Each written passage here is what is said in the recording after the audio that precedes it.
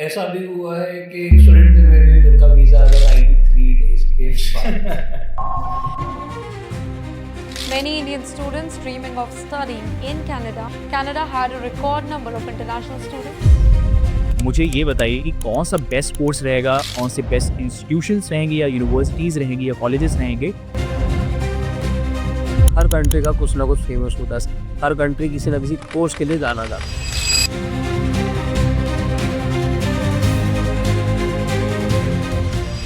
अगर आप कनाडा की बात करते हो राहुल, इसके अंदर एक बेसिक चीज़ है मैनेजमेंट वाज द कोर्स है। मैनेजमेंट इज़ अ कोर्स आखिर है उससे जो कि आज भी स्टूडेंट्स वहाँ पे जाते हैं। अगर आपको बिजनेस एडमिनिस्ट्रेशन समझना है, एमबीए हो गया है उसके लिए। अब यहाँ पर मेरा जो सबसे इम्पॉर्टेंट क्वेश्चन है जो स्टूडेंट्स की तरफ से ज़्यादा आता है, कितना हमारा एक्सपेंस होगा, tuition fees and cost of living सब कुछ मिलाकर। लिविंग कॉस्ट दोनों केसेस में, चाहे वो यूजी हो चाहे वो पीजी हो, वो ऑलमोस्ट सिमिलर रहता है। एकेडमिक्स में आप क्या पाओगे? 50% भी बहुत यूनिवर्सिटीज़ मिलते हैं आपको। यूनिवर्सिटीज़ हो चाहे वो वीज़ा है या एमएससी है, वो सबसे पहले क्या चाहता है? फर्स्ट ऑफ ऑल आपका पासपोर्ट होना चाहिए। आप 100% लोन लेना चाहो, आप 100% लोन यूज़ कर सकते हो। लोन के अंदर आप अपना लिविंग एक्सपेंस ले सकते हो, लोन के अंदर आप अपना मिसलेनियस ले सकते हो, लोन के अंदर अपनी पूरी ट्यूशन फीस कवर। यूजुअली देखता हूँ कमेंट्स में आता है, सर मैंने वीज़ा इस दिन लॉन्च किया, इस तारीख को लॉन्च किया, कितना टाइम लगेगा? मैंने कनाडा के अंदर वीज़ा आते हुए 20 दिन में भी देखा है। 2635 जो आपका एग्जैक्ट अमाउंट आता है, that is for your GIC. उसको अगर मैं इंडियन करेंसी में बात करेंगे, that is somewhere around 13 lakh rupees. 20,635 Canadian dollars, more than double the old amount. कि Canada is a skill based country जो कि एक्चुअली सिर्फ और सिर्फ डिप्लोमास पे ही चलती है।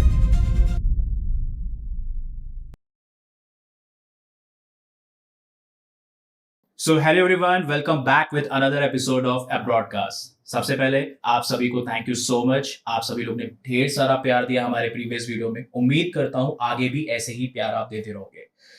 तो बिफोर स्टार्टिंग दिस वीडियो, जैसा कि हम लोगों ने कमिटमेंट दे रखी थी, this will be a series of podcast जहां पर हम डिफरेंट कंट्रीज के बारे में डिस्कस करेंगे एंड हमने ऑलरेडी डिस्कस किया भी और आगे भी करेंगे।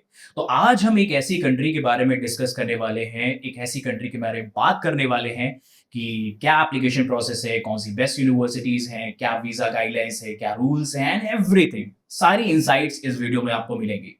तो प्लीज मेक श्योर ये वीडियो आप पूरा देखना और वीडियो देखने के बाद लाइक करना, सब्सक्राइब करना और अपने दोस्तों के साथ शेयर जरूर करना। ओके, तो आज हमारे साथ कनाडा काउंसलर समक्ष हमारे साथ बैठे हुए हैं। तो समक्ष के साथ आज हम डिस्कस करेंगे, पूरे कनाडा के बारे में जानेंगे स्टेप बाय स्टेप, कैसे आपको अपनी प्रोफाइल बिल्डअप करना है, कौन सा इनटेक अवेलेबल है। अगर आप प्लान कर रहे हो जनवरी 2026 के लिए तो वीडियो जरूर देखना। ओके, सो ओवरड्यू समक्ष, सबसे पहले मेरा ये क्वेश्चन रहेगा और जो कि जनरली सारे बच्चों का क्वेश्चंस होते हैं ये। सबसे पहला ये है कि व्हाई वी चूज कनाडा और ये क्यों इतनी पॉपुलर डेस्टिनेशन है आज भी स्टूडेंट के बीच में। तो आप क्या कहना चाहोगे? राहुल, बहुत सिंपल सी बात है। अगर आप इसका नाम देखते हो, जब भी ये आपने भी देखा है और हर स्टूडेंट का एक ही फेवरेट क्वेश्चन होता है कि वाई कनाडा, या मेरे को कनाडा ही जाना है, वहाँ पे क्यों जाना है। कनाडा एक ये कंट्री है जो कि अभी से नहीं, वो लास्ट पिछले 22, 25, 30 सालों से फेमस है। स्टूडेंट्स वहाँ पे जा रहे हैं। अब उसके पीछे कुछ ना कुछ की रोल्स होते हैं। अच्छा, एक चीज याद रहेगी, you are getting a basic fees pay education. ज़्यादा फीस नहीं होती है वहाँ पे। लिविंग एक्सपेंस बेयर मिनिमम होता है वहाँ पे। साथ ही साथ अगर आप देखते हो कि काफी लोगों का प्लान होता है पीआर लेना। पीआर के चांसेस भी हो जाते हैं। हाँ, बिल्कुल। तो लॉन्ग टर्म प्लान्स के लिए जो हम देखते हैं, आपको भी पता है, ये हमारा एक बेसिक क्वेश्चन हो जाता है, are you guys planning for a long term plan. तो कहीं ना कहीं ये चीज बहुत काम आती है उसका बैक ऑफ द माइंड। हाँ, बैक ऑफ द माइंड हमारी ये चीज जरूर आती है कि बच्चे का प्रोफाइल समझना हमारे लिए ईजी हो जाता है। यही चीजें हैं जो स्टूडेंट्स भी जानते हैं। उसके बाद उनका मेन पॉइंट आ जाता है कि हमें समक्ष कनाडा ही जाना है। क्योंकि मेरे पास बहुत सारे स्टूडेंट्स आते हैं जो कि कहते हैं हाँ समक्ष मेरे को कनाडा ही जाना। तो ये चीज एक्चुअली में मतलब है आज भी बच्चों में कि हाँ, अगर आप प्लान कर रहे हो, सेटल होना चाहते हो, तो डेफिनेटली कनाडा एक बेस्ट ऑप्शन हो सकता है उनके लिए। बिल्कुल, राइट, मतलब इसके अंदर कोई बेयर मिनिमम एज की अगर बात करें तो फिर भी मैं काउंट दे सकता हूँ पोस्ट और 12th क्लास। अगर ऊपर का देखे राहुल, कोई एज नहीं है उसके अंदर। अच्छा, तो फिर तो बहुत बढ़िया चीज़ है। तो अच्छा समझ, इसी से एक रिलेटेड क्वेश्चन है जो ये है कि अगर चलो हमने कनाडा के लिए प्लान कर लिया, राइट? आपने जैसा कि बताया क्या यूएसपीज़ हैं, क्या इसके बेनिफिट्स हैं कनाडा के, ठीक है? तो प्लान तो कर लिया, बट अभी ये आइडिया नहीं कि कौन-कौन से इंटेक्स अवेलेबल है। तो यूनिवर्सिटीज़ के क्या अलग इंटेक्स होते हैं या कॉलेजेस के अलग इंटेक्स होते हैं? क्या आप इसमें थोड़ा-सा बेटर आइडिया दे सकते हो स्टूडेंट्स को, राइट? राव बहुत सिंपल सी बात है। इसका तो कहीं भी यूनिवर्सिटी कॉलेज अलग-अलग इंटेक्स नहीं देता है। अच्छा, बट हाँ, पूरे कनाडा अगर हम देखते हैं तो there are 3 main intakes. First is fall intake, जिसको हम सितंबर इंटेक कहते हैं, अच्छा, and that is the major intake. Okay. फिर आता है जनवरी इंटेक, हुँ, जिसको हम विंटर इंटेक कहते हैं, हुँ, जो कि कहीं न कहीं देखा जाए तो it's a minor intake. It's suppose अगर सितंबर में 100 कॉलेजेस या यूनिवर्सिटीज़ ओपन है, समवेयर अराउंड 75 यूनिवर्सिटीज़ ओपन होंगी जनवरी इंटेक के लिए, अच्छा। 25 नहीं होती। तो मतलब मेजर इंटेक जो है आपका वो सितंबर है। बिल्कुल। ओके, ठीक है। उसके बाद एक लास्ट आता है, that is the optional intake which is May. अब ओके, उसके अंदर बहुत रेयर पॉइंट पे कभी-कभी यूनिवर्सिटीज़ या कॉलेजेस ओपन होते हैं, and majorly colleges he open होते हैं अच्छा, with limited seats available. Okay, okay. तो ये हमेशा यहाँ डिफरेंस आ जाता है, एंड इसीलिए आपने देखा होगा 90% स्टूडेंट जब भी केटर आउट होते हैं, वो खुद आके बोलते हैं, नहीं समक्ष मेरे को सितंबर जाना है, नहीं राहुल हमें सितंबर ही देखना है। ये क्वेश्चंस हमें इस करके भी कनाडा के जाते हैं। ठीक है, तो मतलब अगर आप देखिए, जैसा कि इन्होंने बताया कि अगर आप प्लान कर रहे हो, तो कौन-कौन से इंटेक्स अवेलेबल है, तो ऐसा कुछ भी नहीं है कि यूनिवर्सिटीज़ के इंटेक अलग हैं या कॉलेजेस के इंटेक्स अलग हैं। जनरली वो सारे इंटेक सबके लिए ही हैं, और जो मेजर इंटेक के बारे में डिस्कस किया, आपको लगता है कि आपको और भी ऑप्शंस ऐड ऑन करने हैं, राइट? तो आप सितंबर इंटेक के लिए भी प्लान कर सकते हैं। बिल्कुल। अब तो ये इंटेक की बात हो गई। अगर हम बात करें, अब देखो मैं एज़ अ स्टूडेंट प्लान कर रहा हूँ, तो ये तो इंटेक के बारे में मुझे पता चल गया। बट अगर मैं ये प्लान कर रहा हूँ कि ठीक है, कनाडा मैंने चूज़ किया, अब मुझे ये जानना है as a being a counsellor, जब आपसे कोई भी स्टूडेंट ये पूछता है कि सर मुझे ये बताइए कि कौन-सा बेस्ट कोर्स रहेगा, कौन से बेस्ट इंस्टीट्यूशंस रहेंगे या यूनिवर्सिटीज़ रहेंगी या कॉलेजेस रहेंगे, जहाँ पर मैं जाऊँ और मेरे को अच्छा आरओआई मिले और अच्छा बेटर अपॉर्च्युनिटी मिले और ईज़ी पाथवे रहे मेरे पीआर के लिए। तो क्या सजेस्ट करोगे तुम पॉपुलर कोर्सेज़ या बेस्ट यूनिवर्सिटीज़ के लिए? सी इस पे हम स्टार्ट कर सकते हैं पॉपुलर कोर्सेज से। हर कंट्री का कुछ ना कुछ फेमस होता है। एग्ज़ैक्टली। हर कंट्री किसी ना किसी कोर्स के लिए जाना जाता है। हुँ, अगर आप कनाडा की बात करते हो राहुल, इसके अंदर एक बेसिक चीज़ है, मैनेजमेंट वाज़ द कोर्स, या management is a course actually I would say, जो कि आज भी स्टूडेंट्स वहाँ पे जाते हैं। अच्छा। आप मास्टर्स इन मैनेजमेंट ले लो, अगर आपको बिज़नेस एडमिनिस्ट्रेशन समझना है, एमबीए हो गया है उसके लिए, हुँ, एमआईएम नहीं होता क्योंकि यहाँ पे, इसलिए ये 2 कोर्सेज़ मेजरली फेमस होते हैं कनाडा के लिए फॉर पोस्ट ग्रेजुएशन। अच्छा। What about health care, nursing, ये क्या है? हेल्थ केयर, नर्सिंग वाले उसमें देखते हो, Canada is a bit Turkey. Reason being, आपको अगर आप हेल्थ केयर में जाते हो, या आपको मैं ग्रेजुएशन के लिए बताया, हाँ। उसके लिए बता रहा हूँ। हुँ, इंडिया में जैसे आपने ये चीज़ सुनी होगी, नहीं होता है, हमें पीसीबीएम इंडिया में एक सब्जेक्ट कहते हैं, फिजिक्स, केमिस्ट्री, मैथ्स, बायो। हुँ, हुँ। आपको कनाडा में सारे के सारे चाहिए होते हैं। अच्छा। अब इसी पॉइंट पे अगर आप देखते हो, तो आपको इंडिया के अंदर ये चीज़ नहीं चाहिए, बाकी कंट्रीज़ में भी आपको ये चीज़ नहीं चाहिए होती है। हुँ, 12th के अंदर 12th के साथ में आपको मैथ्स, अगर आपको करना है ग्रेजुएशन वहाँ पे, मैथ्स हुँ, हुँ। रिक्वायरमेंट आ जाएगी। इसीलिए कनाडा हेल्थ केयर थोड़ा कम वो होता है, क्योंकि अच्छा, नॉर्मली हमारे यहाँ पे स्टूडेंट्स हर एक सब्जेक्ट नहीं लेते। Exactly. It's PCB never PCMB.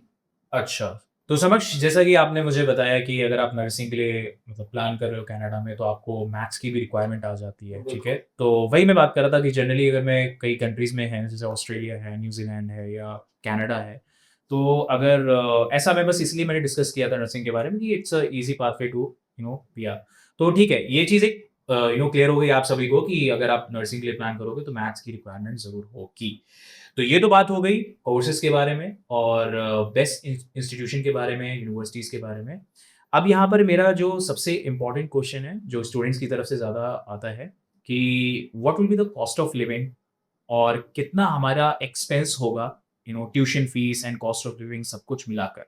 तो इस पे आप क्या एक आइडिया दे सकते हो, एक रफली क्या आइडिया दे सकते हो बच्चों को या स्टूडेंट्स को जो प्लान कर रहे हैं कनाडा के लिए, कि कितना वो अपना बजट लेकर चले, कितने एक्सपेंसेस वो लेकर चलें? ठीक है? तो इस पे ज़रा एक थोड़ा-सा कुछ कहना चाहेंगे? ठीक। राहुल, जैसे आपका क्वेश्चन है कि क्या लिविंग कॉस्ट रहेगा, क्या ट्यूशन फीस रहेगा? हुँ, लिविंग कॉस्ट दोनों केसेस में, चाहे वो यूजी हो चाहे वो पीजी हो, वो ऑलमोस्ट सिमिलर रहता है। आई वुड से सेम ही रहता है। 2635 जो आपका एग्जैक्ट अमाउंट आता है, that is for your GIC. हुँ, ये आपको 1 साल का जाने से पहले, वीज़ा से पहले देना ही देना होता है। इसको अगर मैं इंडियन करेंसी में बात करेंगे, that is somewhere around 13 lakh rupees, 130000 इतना आपको बेयर मिनिमम करना ही करना है। ये इसके अंदर आपका क्या कहते हैं, रेंट भी आ जाएगा, इसके अंदर आपका ट्रैवल भी आ जाएगा, खाना-पीना भी कवर हो जाएगा। ये सब कुछ मिला के आपका 1 साल का या पहले साल का लिविंग तो एक्सपेंस क्या इसको हमें मतलब पहले सबमिट करना होता है, मतलब इसको ट्रांसफर करना होता है ये अमाउंट हमें? वैसे ये ट्रांसफर करना होता है, बट जीआईसी एक अलग टॉपिक है, उसमें मैं आपको इसके बाद बताता हूँ। ठीक है, इट्स गुड। सो जीआईसी हो गया एंड अनदर थिंग? अब बात आती है ट्यूशन फीस पे। ट्यूशन फीस दोनों की थोड़ी अलग-अलग हो जाएगी। आप यूजी डिग्री करना चाहते हो या पीजी डिग्री करना चाहते हो। यूजी डिग्री का अगर हम कॉस्ट का बात करते हैं, समवेयर अराउंड 14-15,000 से स्टार्ट होता है कैनेडियन डॉलर्स, एंड वो goes up, it will go up to somewhere around 18-19,000 per year. इसी में हम मतलब आईएनआर में करेंगे 10 से 12 लाख रुपए, 13 लाख रुपए रहेगा ही रहेगा। और प्लस जीआईसी? जीएसटी तो अलग हो गया, वो तो लिविंग एक्सपेंस के अंदर आ गया। ठीक है, वो देना ही देना, that is a different mandate थे, It's a उसके लिए मैं mandatory आपको था। अलग से बताता हूँ। ठीक है। यही अगर हम देखते हैं तो पीजी की बात आती है, उसका फीस स्टार्ट होता है कहीं ना कहीं 17-18,000 कैनेडियन डॉलर से per year, can go up to 25-27-30,000 dollars as well. अब ये जो पूरा कॉस्ट बैठ जाएगा, कहीं ना कहीं आप लेके चलेगा 18 लाख रुपए तक का या 16 लाख रुपए तक का, आप 1 साल का फीस अपना पीजी के लिए ले सकते हो। लेकर चल सकते हैं इतना। बिल्कुल एक रफली जो आइडिया है वो 16 to 18 लाख रुपीस तक आप बिल्कुल, लेकर ये मिनिमम फीस आती ही आती है। ये मैं मिनिमम में भी इसलिए बोल रहा हूँ कि आप टीयर 1 टीयर 2 यूनिवर्सिटीज देखते हो, ये उनकी फीस लेवल आएगा ही आएगा। ठीक है, ठीक है। तो ये तो चलो एक क्लियर हो गया, ये जो प्लान कर रहे हैं, जो ये जानना चाहते थे कि कितना मुझे बजट लेकर चलना चाहिए, क्या एक रफली आइडिया ले सकते हैं कि आप ट्यूशन फीस वगैरह क्या कैसी हो सकती है? तो क्या ऐसा कोई डिफरेंस है कोई कॉलेजेस और यूनिवर्सिटीज को लेके कोई? कॉलेजेस मेजरली कम एक्सपेंसिव होते हैं, अच्छा। बट उसी के अंदर एक चीज और आती है, आपने शायद देखा हो, शायद सुना हो, 2 साल पहले एक अपडेट आया था जिसके अंदर कनाडा के अंदर कैपिंग हो गई थी, फिर उसके अंदर पोस्ट स्टडी वर्क वीजास के चेंजेस आने शुरू हो गए थे। तो एट प्रेजेंट आप अगर देखेंगे ना, कॉलेजेस या डिप्लोमास इसीलिए कनाडा में कम हुए हैं लोग जाना, क्योंकि उसके साथ पोस्ट स्टडी वर्क वीजास नहीं मिलते। That is the major reason. आप खुद जानते हो उस चीज को, तो कि Canada is a skill based country जो कि एक्चुअली सिर्फ और सिर्फ डिप्लोमास पे ही चलती थी। हाँ, आज के ज्यादातर टाइम मैंने पे हाँ देखा था। बिल्कुल, आज के टाइम पे वही चीज उल्टी हो गई है। वहाँ पे अब स्टूडेंट्स जो है, जो लोग हैं, वो वहाँ पे डिग्रीज या मास्टर्स के लिए ही जा रहे हैं। Even post study work visa dependent case में अगर हम देखते हैं, उसके अंदर भी सेम चीज आती है, आपको सिर्फ और सिर्फ डिपेंडेंट ले जाना या स्पाउस ले जाना अलाउड ही तभी है जब आप मास्टर्स डिग्री पे जाते हो। तो काफी अलग अलग चेंजेस है पिछले 2 सालों में कनाडा में। इस पे भी उसके हम अभी आराम से बात करेंगे, एक एक करके टॉपिक्स कवर उसके भी रहेंगे, ताकि जो हमारे लोग हैं देखने वाले ऑडियंस है, उनको ये चीज क्लियर हो जाए अच्छे से। बाकी फिर भी जो न्यू डाउट्स आएंगे, जिनके भी अलग अलग डाउट्स आएंगे, उनको तो वो तो फिर फिर 1-on-1 आप कनेक्ट कर सकते हो, बिल्कुल। कोई इशू वाली बात नहीं है। ठीक है, तो अभी तो थोड़ी देर पहले अभी हम जीआईसी के बारे में बात कर रहे थे, हाँ राइट? जी। और आपने बोला था कि जीआईसी के बारे में हम कुछ देर बाद बात करेंगे। तो अब वो क्वेश्चन आ चुका है। ठीक तो है। सबसे पहले मुझे समझ ये जानना है कि ये जीआईसी होता क्या है, ठीक है? फिर ये इतना इंपॉर्टेंट क्यों है? Why it is so required जब आप कनाडा के लिए प्लान करते हो? प्लीज, अब ये क्वेश्चन आया है तो अब आपको एक्सप्लेन करना पड़ेगा, राइट? ठीक है राहुल, Yes. कोई इशू नहीं है। तो राहुल, जीआईसी एक बहुत सिंपल वर्ड है, 3 अलग अलग letters, guaranteed investment certificate. Okay, so this is just like एक आपका अकाउंट ओपन होएगा कैनेडियन बैंक के अंदर आपके नाम से, इन शॉर्ट स्टूडेंट के नाम से, जिसके अंदर उनका एक स्पेसिफिक अमाउंट होता है $20,635, $20,635 आपको पे करना है बिफोर अप्लाइंग योर वीजा। अच्छा। अब ये सेफ साइड होता है, इसलिए पहले ही कह देते हैं बिफोर अप्लाई योर वीजा, क्योंकि वीजा के अंदर भी जब आप वीजा अप्लाई करने जाते हो, वहाँ पे जीआईसी सर्टिफिकेट मांगा जाता है। इसके लिए पहली बात, we are having a team जो कि आपको हेल्प आउट करेगा आपका अकाउंट ओपन करवाने में। उसके बाद आपके अकाउंट से उसके अंदर एक फंड ट्रांसफर होता है, with in 4 to 5 hours or at max 12 hours you will be getting your GIC certificate on your mail ID। अब ये करता क्या है या इसका ब्रेकअप क्या है, क्योंकि मैंने आपको इतना बड़ा अमाउंट अभी बताया 13 लाख रुपए का, जो कि इंडियन करेंसी में बनता है, उसका काम क्या है और कहाँ यूज होता है। लिविंग एक्सपेंस बहुत सिंपल फंडा है, कनाडा के अंदर आपको पहले से दिखाना पड़ता दिखाना पड़ता है मीन्स आपको पहले से पे करना पड़ेगा वीजा अप्लाई होने से पहले, जैसे मैंने आपको बताया था। अब उसके अंदर जो ब्रेकअप आएगा दैट इज आपको फर्स्ट मंथ के अंदर समवेयर अराउंड $6500 मिलते हैं, जैसे आप जो स्टूडेंट होता है वो सारा अपना सेटलमेंट कर सकता है, वहाँ रेंट पे करना है, बेसिक नेसेसिटीज खरीदनी है, ज़्यादा से ज़्यादा का टाइम सबसे ज़्यादा खर्चा होता ही होता है। उसके बाद अगले 11 महीने का जो ब्रेकअप है दैट इज $1313, $1313 आपको हर मंथ मिलते हैं, विड्रॉ कर सकते हैं आप। बिल्कुल, मतलब मिलते हैं इन द सेंस विड्रॉ कर सकते हैं। ये नहीं है कि आप इससे ऊपर नहीं कर सकते, बट उसके लिए प्रॉपर एप्लीकेशन लगेगा, वो बैंक पे जाएगा, एक स्पेसिफिक रीजन होना चाहिए कि कोई इमरजेंसी आ गई है, इस केस में मेरे को थोड़ा अमाउंट ज़्यादा चाहिए। एग्जैक्टली। तो ये अच्छा ये तो हो गई जीएसटी की बात। सो जैसे देखिए ये तो मुझे पता है समक्ष कि हर कंट्री में लिविंग कॉस्ट, कुछ कंट्रीज में लिविंग कॉस्ट आपको शो करनी पड़ती है, कुछ कंट्रीज में आपको लिविंग कॉस्ट ट्रांसफर करनी होती है, राइट? जैसे जर्मनी में भी ये प्रोसेस होता है, राइट? तो हर एक कंट्री का एक कहता हूँ कि कॉमन रीजन होता है ये लिविंग कॉस्ट मतलब दिखाने का या उसको ट्रांसफर करने का। तो इसमें भी वही कॉमन रीजन है, मतलब जो मतलब देखना चाहते हैं कि अगर कोई अनसर्टेनिटी आ जाती है, इफ इन केस आप किसी कंट्री में जाते हो, कोई ऐसी सिचुएशन आती है जहां पर फाइनेंशियली आप थोड़ा सा सफर कर सकते हो, थोड़ा स्ट्रगल कर सकते हो, तो उस केस में ये चीज आपसे पहले कर ली जाती है, राइट? कि हाँ कोई प्रॉब्लम आती है तो उसको आप फेस ऑफ कर सके, राइट? मुझे लगता है ये भी इसी के साथ जीएसटी के साथ भी यही सेम सिचुएशन है। बिल्कुल राव, देखो वो सीधी बात है कि ये चीज अभी शुरू नहीं हुई है, it's been more than 20-30 years का जीआईसी चल रहा है। कुछ सालों पहले था $10,000 था, उसके बाद सीधा इंक्रीज हुआ 20,635 हो गया। अभी हल्की में अपडेट भी है, क्योंकि जनवरी 26 इनटेक के बाद से या शायद जनवरी इनटेक के लिए ही जीआईसी जो आने वाला है वो बढ़ जाएगा। तो प्लीज मेक श्योर, फिर से मैं बोल रहा हूँ, जनवरी 2026 के लिए अगर प्लान कर रहे हो तो तुरंत अभी से प्रोसेस शुरू कर दो। क्या एडवाइस देना चाहोगे कि अगर जनवरी 2026 के लिए जो प्लान कर रहे हैं तो कितने महीने पहले अपना प्रोसेस शुरू कर देना चाहिए? जनवरी इनटेक राउंड खुल चुका for safer side, January intake is already open right now.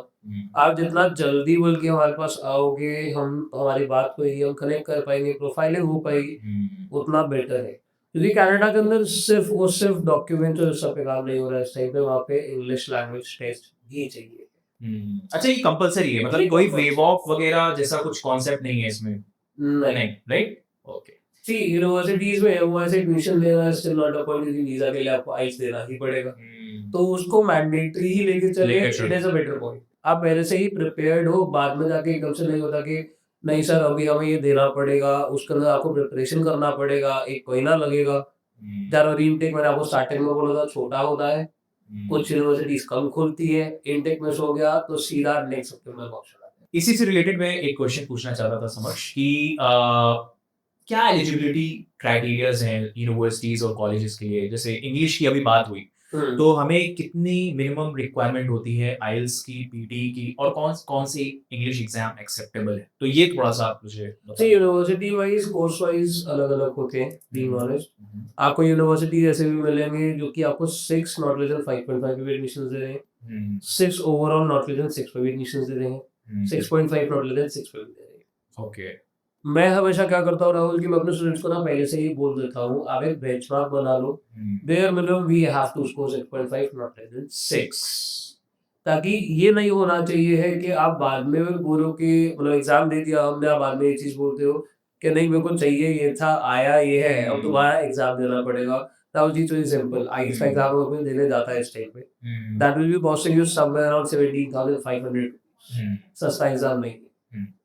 इतना पैसा खर्चना, साथ ही साथ जब रिजल्ट अच्छा ना आए स्टूडेंट बहुत डिसअपॉइंटिंग होता है, बहुत डिसअपॉइंटिंग। यस, फिर उसके बाद फिर से देना, दैट इज वो टफ हो जाता है कहीं ना कहीं स्टूडेंट के। तो वो चीज करने से बेटर है शॉर्टलिस्टिंग के अंदर ही, क्योंकि मैं इसीलिए मैं शेयर करता हूँ शॉर्टलिस्टिंग के साथ ही आईएलटीएस गवर्नमेंट लिख के देता हूँ कि ये हमारा बेंचमार्क है। आप जब घर पे मॉक्स लेते हो या कुछ भी करते हो, ट्राई करना कि उसके अंदर आपका जो स्कोर आ रहा है वो इसके रिक्वायरमेंट से भी ऊपर ही आए। ओके, लेट्स सपोज हम अभी लेके चलते हैं बेंचमार्क है 7.5 नॉट लेस देन 7 हमें स्कोर करना, ठीक है। आईएएस में अगर 7 भी आया, यूनिवर्सिटी रिक्वायरमेंट 6.5 का, हम तब भी उससे ऊपर ही चल रहे हैं, safer side. Yes, as I said paper का एग्जाम भी देना है, टाइम भी निकालना है। आजकल हर बच्चा बार-बार पेपर नहीं दे सकता, अपने टाइम पे हम भी नहीं थे। एग्जैक्टली। सही बोला। तो ये वाली चीज होगी उसके अंदर। ठीक है, तो ये आईएलटीएस की बात हो गई। एकेडमिक्स में आप क्या कहोगे, कितनी मिनिमम रिक्वायरमेंट या कितना हमें लेकर चलना चाहिए, उससे ज़्यादा या उससे कम क्या होना चाहिए? मैं मिनिमम 50% फॉर यूजी स्टूडेंट। 50% में भी बहुत एवरेज यूनिवर्सिटीज मिलते हैं आपको।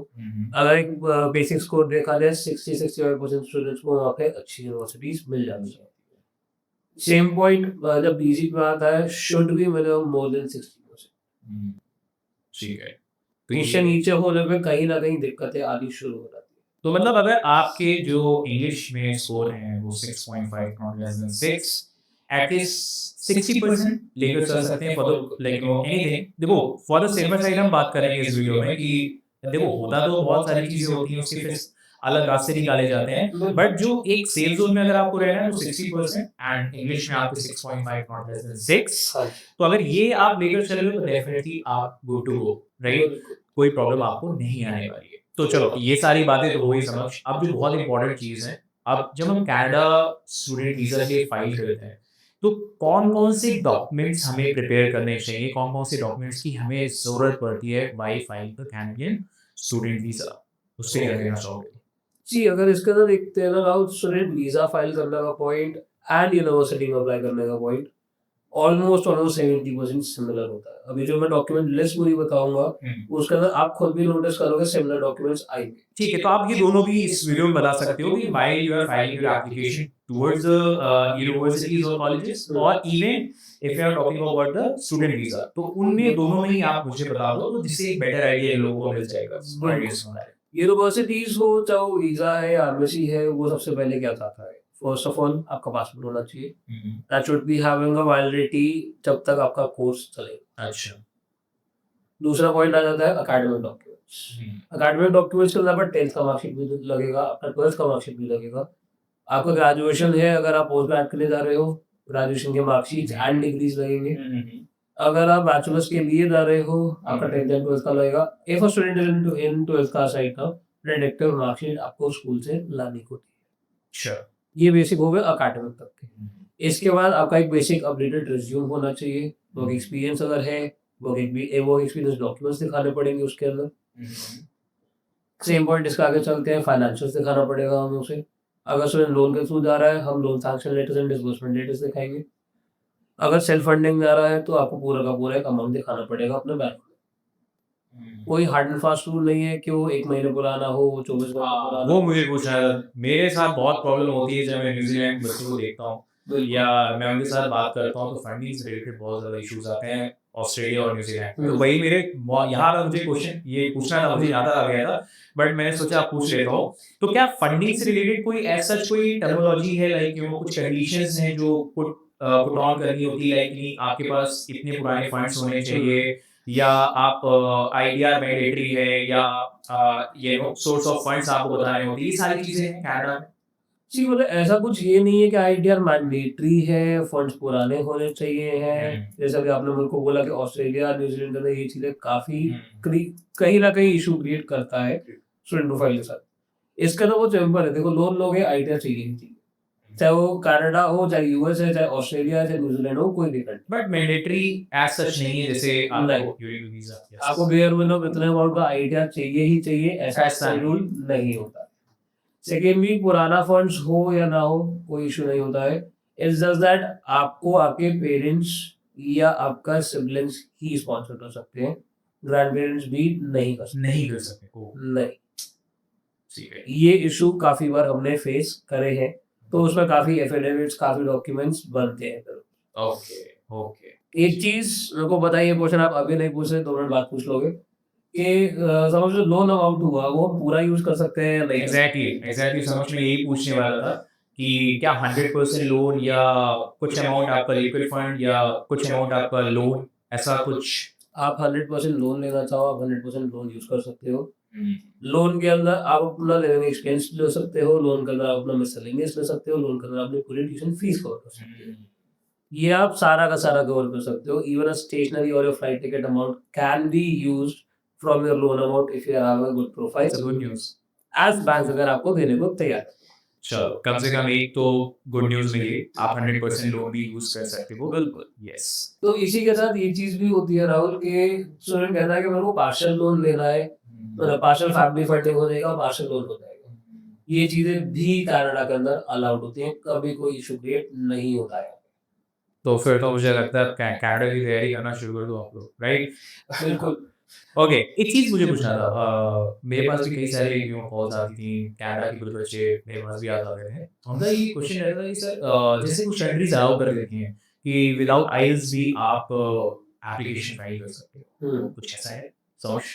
बहुत रेयर केस है। यूजी में फिर भी शायद एक आधी university as per the profile जहाँ पर कंडीशनल मिल जाएगा, हाँ ये चीज। नहीं तो वो भी नहीं होगा। तो इसको अगर हम किसी को ना ही काउंट करवाएं बेटर है, क्योंकि मैंने आपको स्टार्टिंग में भी रहा ये चीजें थोड़ी देर पहले ही बोली थी, ईएलटी मैंडेट है। आप आज कहोगे समक्ष यूनिवर्सिटी में एडमिशन दिलवा दो, वो हो जाएगा, वीजा नहीं होगा, फायदा नहीं है। बेटर है आप फर्स्ट पॉइंट पे ही लेके चलो, बाद में आधा प्रोसेस होने के बाद डिले नहीं होगा। ये चीज कहीं ना कहीं काउंट। तो मतलब जब भी आप कनाडा के लिए प्लान कर रहे हो तो मेक श्योर आप अपने आईएलटीएस स्कोर लेकर चलो साथ में, तभी आप एप्लीकेशन फाइल करो, राइट? ये एक ओवरऑल मैं हम ये एडवाइस देना चाहेंगे बच्चे को कि अगर आप कनाडा के लिए प्लान कर रहे हो तो अपना आईएलटीएस पहले ही प्रिपेयर करना शुरू कर दो, तो ये थोड़ा सा स्मूथ हो जाएगा आपके लिए, राइट? बिल्कुल। ठीक है, तो हम डॉक्यूमेंट्स के बारे में बात कर रहे थे, तो ये आपने एकेडमिक डॉक्यूमेंट्स के बारे में हमें चेकलिस्ट के डिस्कशन करा। अब हम वीजा डॉक्यूमेंट्स के बारे में भी बात करना चाहेंगे। देखो इतने डॉक्यूमेंट्स जो मुझे बताए थे ये एडमिशन में भी सेम है, यही वीजा में भी सेम है जो मैंने आपको बोला था। ओके। अब इसके अलावा एक चीज जो सबसे मेन है पूरे कनाडा के प्रोसेस के अंदर, that is your SOP, statement of purpose. ये तो नेक्स्ट क्वेश्चन ही था मेरा कि एसओपी, स्टेटमेंट ऑफ पर्पस, क्यों इतना इम्पोर्टेंट डॉक्यूमेंट माना गया है कनाडा के लिए या स्पेसिफिकली कुछ कंट्रीज के लिए जब आप वीजा फाइल करते हैं? तो इस पे थोड़ा बात करते हैं कि एसओपी क्यों इतना इम्पोर्टेंट है और कितनी केयरफुली आपको एसओपी बनानी होती है, और मेक श्योर आप ये कोशिश करें कि कोई प्रोफेशनल प्रोफेशनल लोगों के साथ ही आप मिलकर ये एसओपी तैयार करें, ठीक है? तो ये बहुत ही इम्पोर्टेंट डॉक्यूमेंट माना गया है, काफी रिजेक्शंस भी इसी के ऊपर आते हैं, राइट? मेजर रिजेक्शन अगर आप कनाडा में देखते हो तो एसओपी के ऊपर वीजा से आते हैं, और उसका एक बहुत सिंपल फंडा है। जैसा लोग आपने पूछा कि इसी को इतना इम्पोर्टेंस क्यों दिया जाता है भाई? जी, हर कंट्री का ना एक अलग अलग रूल होता है। कुछ कहते हैं कि वो वीजा के टाइम पे इंटरव्यूज देते हैं। कनाडा इज अ कंट्री जो कि कोई इंटरव्यू नहीं लेता है। They are totally dependent over the SOPs. If you are having a good SOP, अगर आपने सब कुछ एसओपी में समझा दिया, आपके शॉर्ट टर्म प्लान, आपके लॉन्ग टर्म प्लान, आपका करियर गोल्स, आपका ये कोर्स क्यों लिया आपने, पहले का कोर्स क्या था आपका, ये सारी चीजें तो आप एक प्लेस में क्लब इन कर दोगे ना, और एक अच्छा एसओपी बन जाएगा, तो उस हिसाब से आप कहते हो कि एसओपी इंपॉर्टेंस देता है। अच्छा, और उसी के बेसिस पे ही आपको मेजरली रिजेक्शंस या अप्रूवल्स वीजास के आते हैं।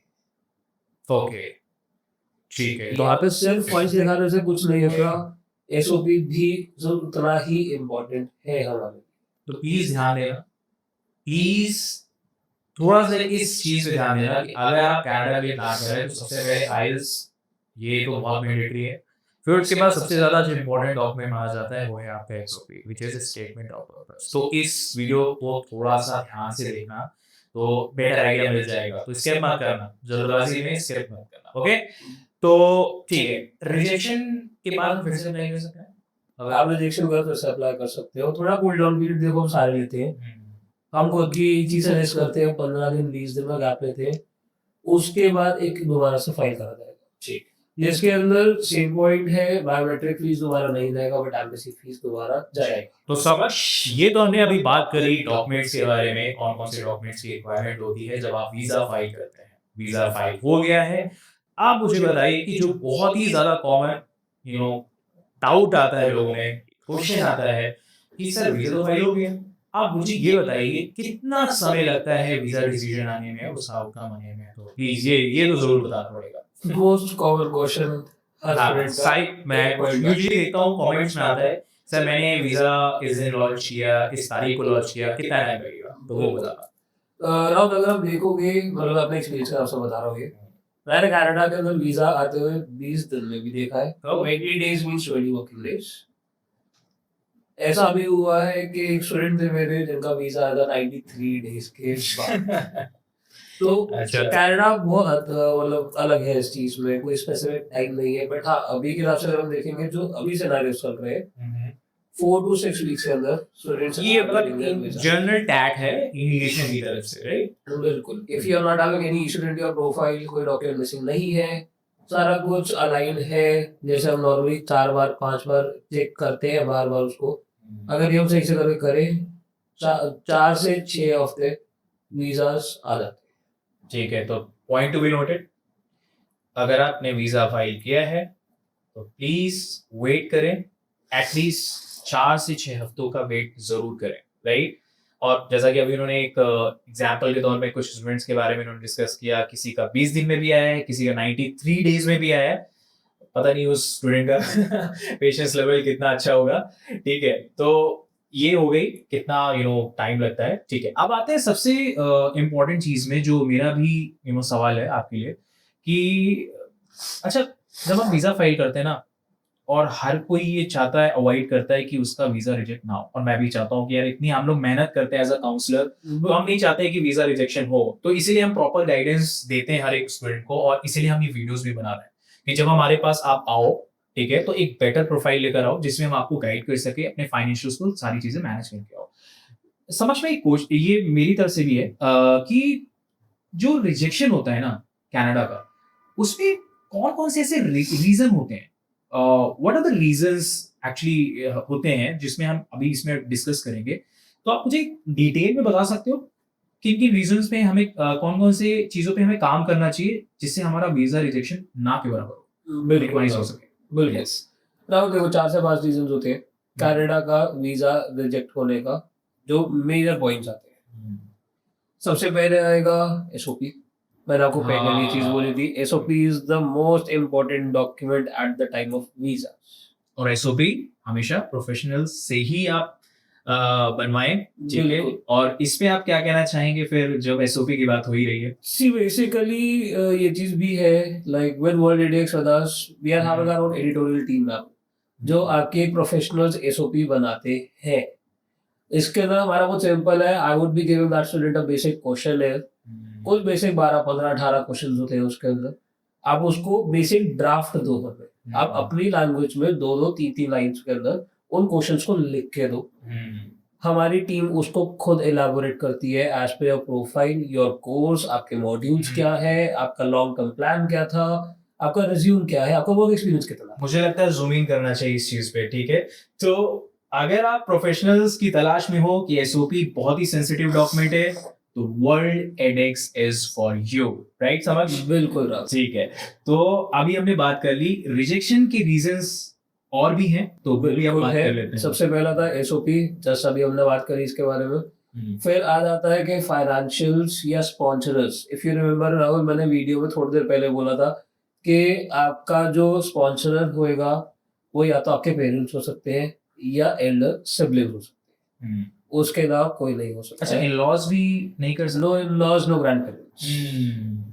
अगर मतलब कभी भी ये ना हो कि जब हम फंड्स दिखा रहे हो तो वो ग्रैंड पेरेंट्स के उस पे हो, एफडीज है या प्रॉपर्टीज है वो ग्रैंड पेरेंट्स के नाम पे हो, वो भी एक रिजेक्शन का सिनेरियो बन जाता है, वहाँ फाइनेंशियल्स पूरे नहीं होते। मतलब फाइनेंशियल्स में भी टिक लगाइए, ये भी रीजन बिल्कुल होता है, ठीक है? फिर आ जाता है कि जब एसओपी बनी है, ये कहीं ना कहीं एसओपी से ही लिंक आउट कि आपका प्रॉपर इंटेंट क्या है वहाँ पे पढ़ाई करने का, या आप वापस आना ही नहीं चाहते।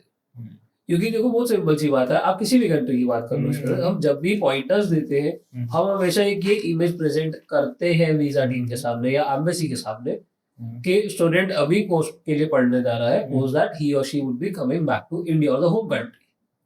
तो ये चीज अच्छे से प्रेजेंट करनी पड़ती है। इसके लिए नहीं तो कहीं ना कहीं ऑप्शन आ जाएगा कि आपका टेम्परेरी रेजिडेंस का पॉइंट ही नहीं है, आप जा ही भी आके नहीं, ये ऑफिशियली आप किसी को नहीं दे सकते। ये एक्चुअली में ऑस्ट्रेलिया और न्यूजीलैंड के साथ भी है, वो आपका इंटेंट चेक करते हैं, ठीक है? जिसमें आपको भी पता है, शायद आपने सुना भी होगा, ऑस्ट्रेलिया एक इंटरव्यू कंडक्ट करता है, यूनिवर्सिटीज कंडक्ट करती हैं, जिसका नाम है which is genuine student requirement, ठीक है, जीएसआर।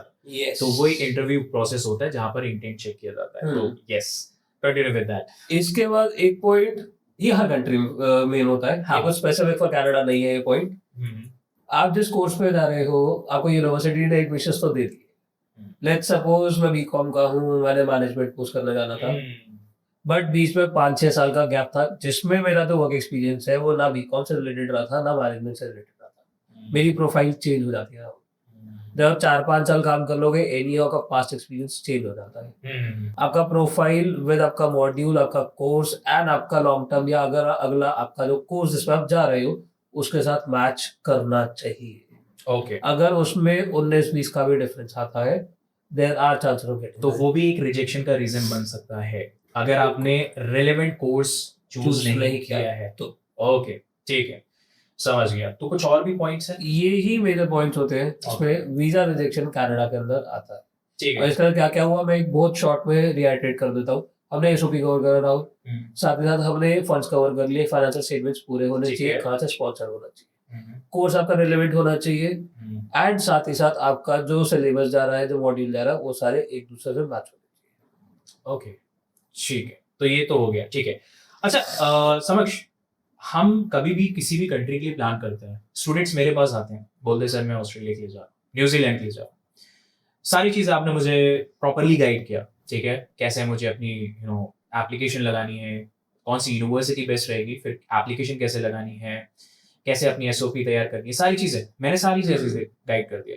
जो एक बहुत पूछा जाता है मेरे से कि सर मैं ऑस्ट्रेलिया के लिए प्लान कर रहा हूँ, न्यूजीलैंड के लिए प्लान कर रहा हूँ, या इवन कनाडा के लिए प्लान कर रहा हूँ, ठीक है, तो क्या पार्ट टाइम जॉब की कुछ अपॉर्चुनिटीज है वहां पर? क्या मैं अपने खुद के एक्सपेंसेस बेयर कर सकता हूँ? तो क्या स्टूडेंट्स वहां जाकर काम कर सकते हैं कनाडा में भी? और कितने घंटे काम कर सकते हो? कितने वेजेस, क्या पर आवर वेजेस कितने हो सकते हैं? ये सारी चीजें आप बताओ।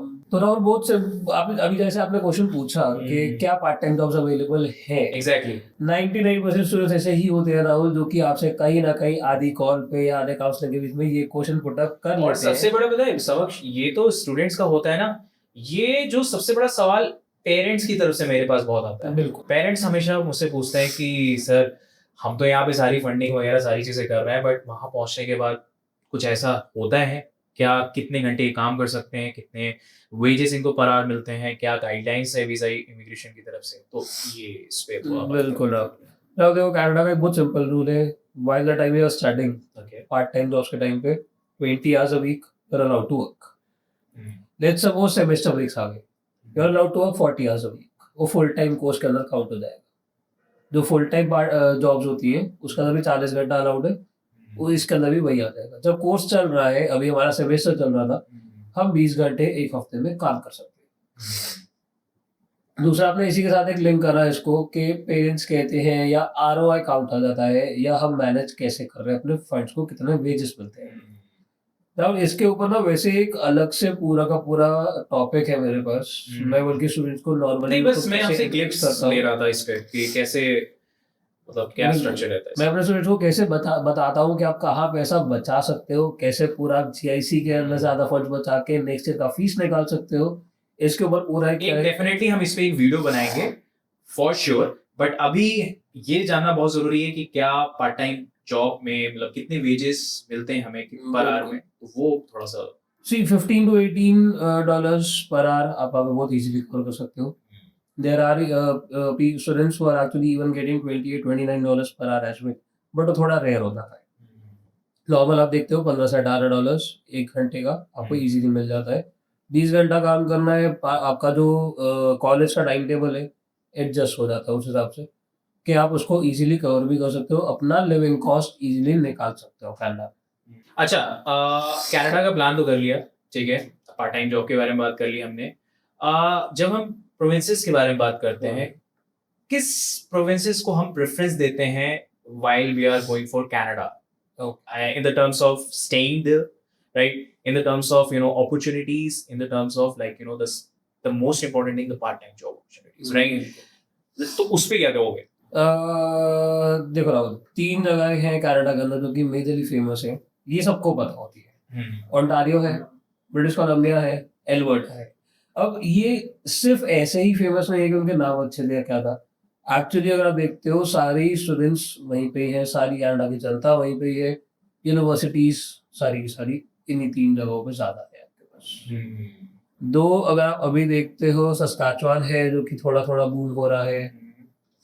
बट इन 3 के हिसाब से अगर हम देखेंगे वहाँ पे जॉब मार्केट अच्छा है in terms of part time jobs. Universities ज़्यादा है इसलिए स्टूडेंट ज़्यादा वहाँ पे हैं।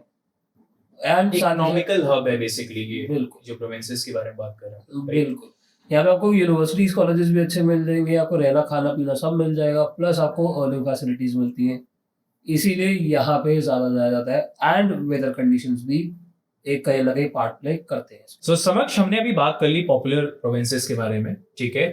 अब जो बहुत लोग इवन मैं उनकी बात करना चाहता हूँ कि जो स्टूडेंट्स ऑलरेडी मैरिड है, ठीक है, तो उनका प्लान है आगे चल के अपनी फैमिली को ले जाना, या मैरिड है तो अपने स्पाउस को ले जाना, जिसको हम कहते हैं स्पाउस वीजा, या साथ ही साथ हम डिपेंडेंट वीजा के बारे में बात करेंगे। क्या ये पॉसिबल है कनाडा के लिए? क्या वो ले जा सकते हैं, या कुछ चैलेंजेस फेस करना पड़ सकता है, या कुछ बैरियर्स हैं? तो ये टॉपिक थोड़ा सा हम इसको डिस्कस कर लेते हैं जो प्लान कर रहे हैं, क्योंकि ऑल्दो सबका यही प्लान होता है एट लास्ट कि हम अपनी फैमिली को लेकर जाएं, वहां पर परमानेंटली सेटल हो सके। तो मुझे लगता है ये बहुत ही मोस्ट अवेटेड क्वेश्चन था सभी लोगों का, तो आप समक्ष इसमें हमें आंसर देंगे।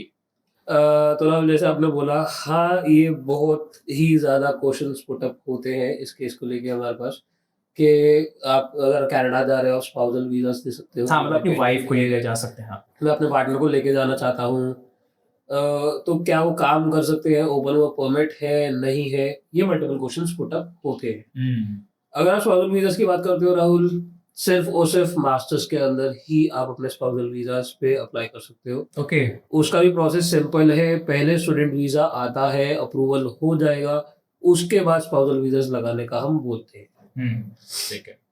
दूसरी बात ओपन वर्क परमिट की, जैसे मैंने अभी आपको बोला, अगर आप 1 साल का मास्टर्स करने जा रहे हो, जो डिपेंडेंट वीज़ा है, जो भी स्पाउसल वीज़ास पे आपके साथ जा रहे हैं, ही और she won't be getting a open work permit. Dependent visa पे वो कनाडा जा सकते हैं, वो काम नहीं कर पाएंगे। अगर उनको ओपन वर्क परमिट चाहिए है, उसके लिए we have to go for a bare minimum 16 months of course. अच्छा।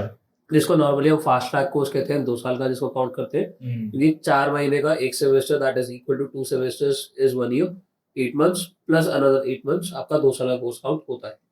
16 मंथ्स और more is bare minimum requirement, जहाँ पे आपका जो स्पाउसल वीजा पे आपके साथ जा रहे हैं, डिपेंडेंट पे आपके साथ जा रहे हैं, he or she would be getting a work permit, that is the open work permit. They are allowed to work a full time 40 hours a week. अच्छा, ये पॉइंट हो जाएगा उसके अंदर। ओके, तो एक सॉर्ट ऑफ आइडिया मिल गया इससे। अच्छा, ये अगर बैचलर्स यूजी या मतलब यूजी में बहुत लिमिटेड कोर्सेज है राहुल, जिसके अंदर ये होता है। सेम कोर्सेज आपको IRCC की वेबसाइट पे भी मिलते हैं, कैनेडियन गवर्नमेंट वेबसाइट है जहाँ से आप वीजास भी अप्लाई करते हैं।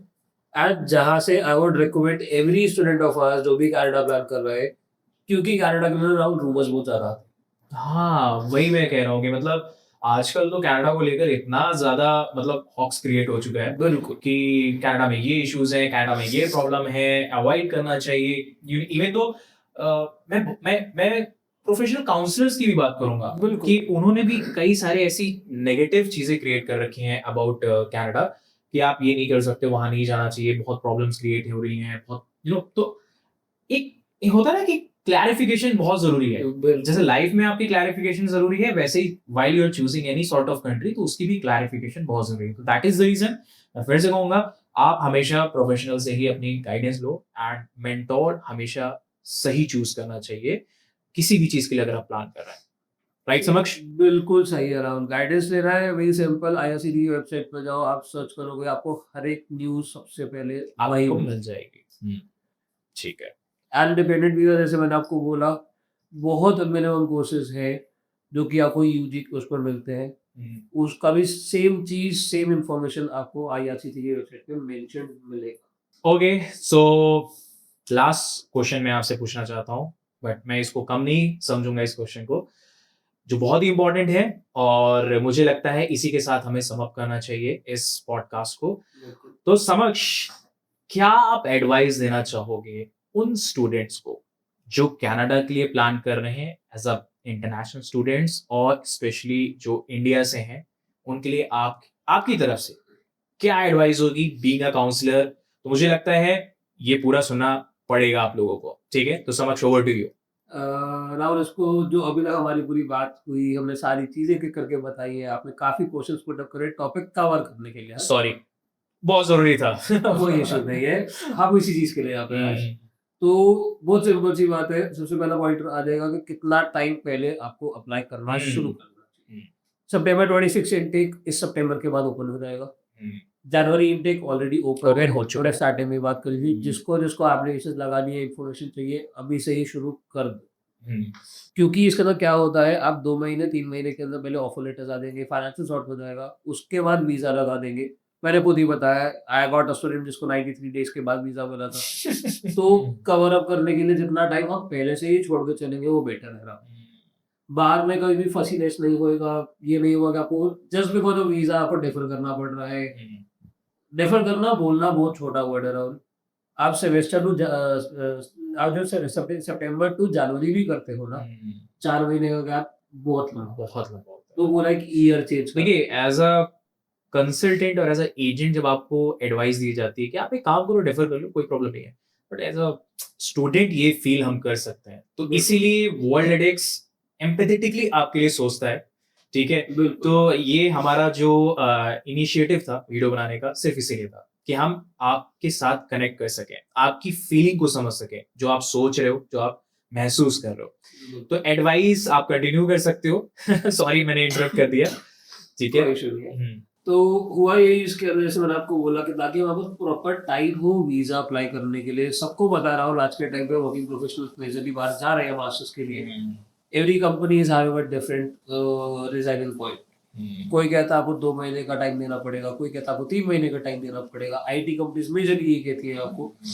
तो ये चीजें भी हर स्टूडेंट को कवर अप करनी पड़ती है। ओके, इस हिसाब से अगर देखा जाए, जितना जल्दी शुरू करते हो उतना बेटर है। सारे फाइनेंशियल्स पहले से क्लियर हो जाते हैं। और अगर नहीं क्लियर है तो किसके पास आना चाहिए? फिर आपके पास आना चाहिए उनको। सिर्फ फाइनेंशियल्स क्लियर के उसके अंदर बहुत सिंपल क्वेश्चन पॉइंट हो जाएगा। लोन लेना है, काफी लोग होता है लोन 15 दिन की जगह 25 दिन में होता है। हमारा फंडा यही होता है, जिस दिन एप्लीकेशन लगती है और साथ ही साथ लोन प्रोसेस शुरू कर देते हैं, ताकि जब तक ऑफर लेटर आएगा, डेडलाइंस पास ना आए, उससे पहले हम फीस दे दें।